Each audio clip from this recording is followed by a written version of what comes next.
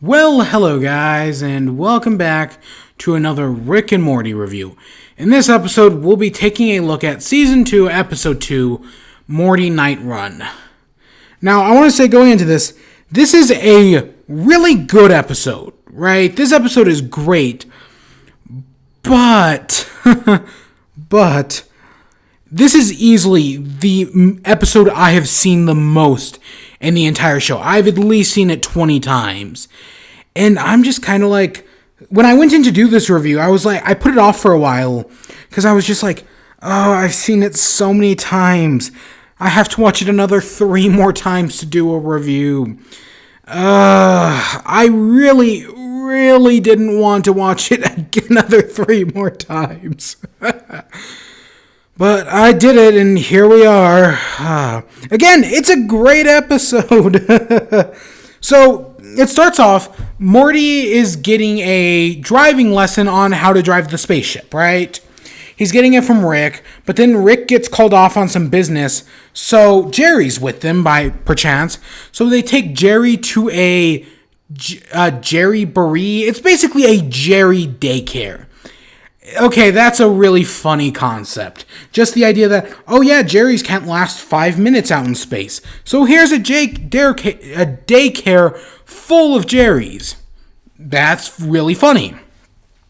But, so, we cut to Rick and Morty, and they fly the ship into like a parking garage, and this guy walks up, gives Rick 3,000 floor bows, in exchange for a dark matter gun. This guy is Crumbopulous Michael. He's an assassin who kills people, right? He gives Morty his card, which has a Twitter handle on it. Is that a real thing? I kind of hope that's a real Twitter that someone just kind of like tweets out all the time. Just like, going to kill someone today? Well, okay, not based on what happens here in a few minutes, but I still think it would have been pretty funny. Nevertheless, right? But they have 3,000 floor bows, so it's like, well, what do we do with this? We're going to go to Blitz and Chits. Blitz and Chits is basically a Dave & Buster's, right? You've been to a Dave & Buster's? Yeah, you've basically been to Blitz and Chits. But it's the sci-fi version of Dave & Buster's. So it's got all these sci-fi things. And we get, again, so a good comparison for the first and second season. This is basically the butter joke of this season. But unlike the butter joke where I'm like laughing so hard I can't breathe, I'm just kind of just like, this is such a well done, funny joke, and that's Roy. Basically, Morty gets he gets plugged into this machine like with a helmet, and he goes through this entire guy's life, and it's been like a minute, right? That's really funny. He lives this entire life, and he's like, wait, is this real? Was that real? What's real anymore? That's so fucking funny. But I'm not laughing, but yet I know that's really funny. So, yeah. Or, well, then again, this could be because I've seen this episode so many goddamn times. And I don't even know why I've seen it so many times. I just have.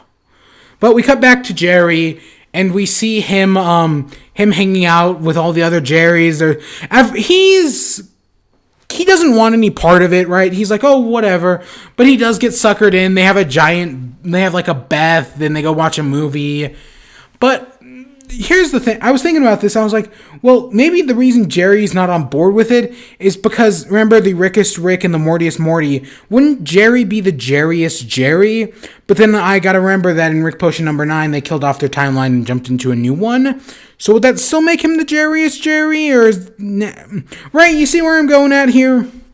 But whatever. So eventually we see Crumbopulous Michael sneaking around some galactic outpost, and he's looking after this weird gas cloud thing, and then Morty crashes the ship straight into him and kills him.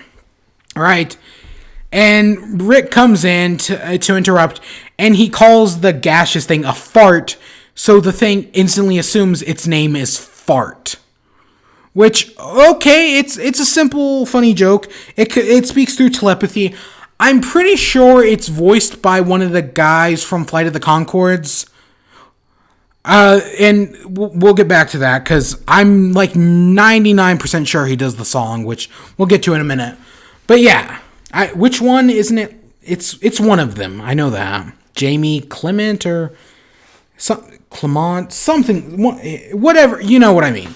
But eventually, Rick goes and leaves, comes back, saves them, and then they head off to Gearhead. Remember Gearhead from the season 1 finale? They get the ship fixed, and while they're getting the ship fixed, Fart sings this whole song called Goodbye Moon Men.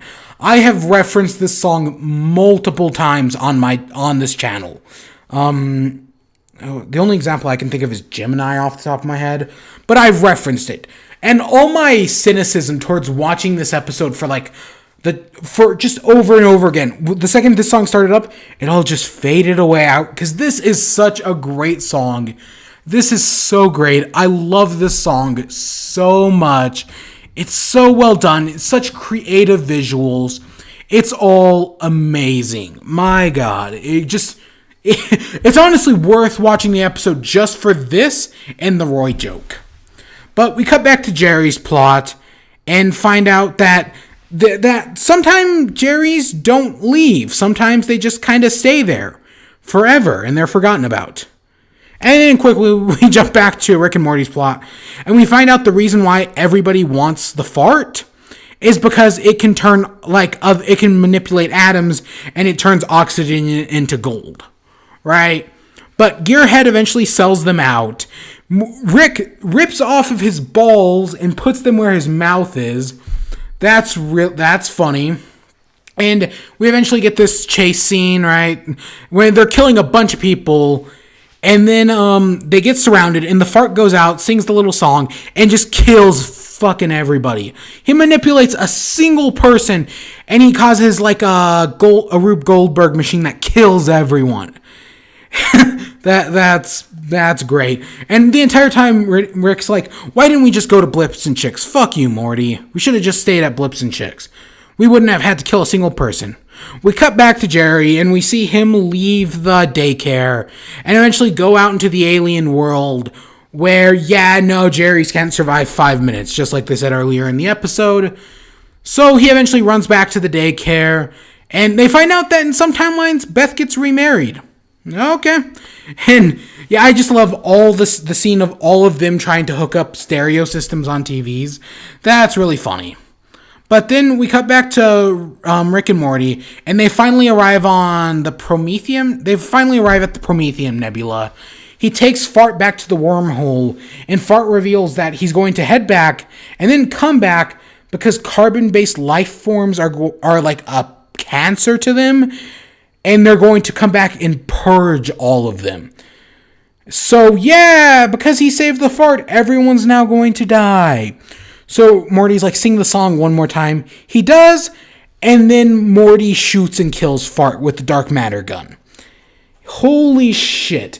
This is a great episode of the pointlessness of Rick and Morty. How everything means nothing, and nothing means everything, right? Morty spends his entire time trying to save a life that's going to kill everyone, so he has to kill it. It's a great scene, right? And it's one of those things that really shows what the show's all about, right? Like, this is what it's all about. And then they head back to the daycare to pick up Jerry, but Morty loses their ticket, so just two random Jerrys switch. So did they get the right Jerry back? Who fucking knows? And and then we get our end post-credit scene, which is a commercial for Blitz and Chits with Roy 2, Dave. And that's where it ends. This is a really great episode. And if it wasn't from the fact that I'm jaded from seeing it so many times, I love it so much more. But that song, man, that song gets me. Oh, I was so happy. I was so down for everything the second that song started. But with this all being said, I hope you all enjoyed. Stay tuned for more. Until next time, peace.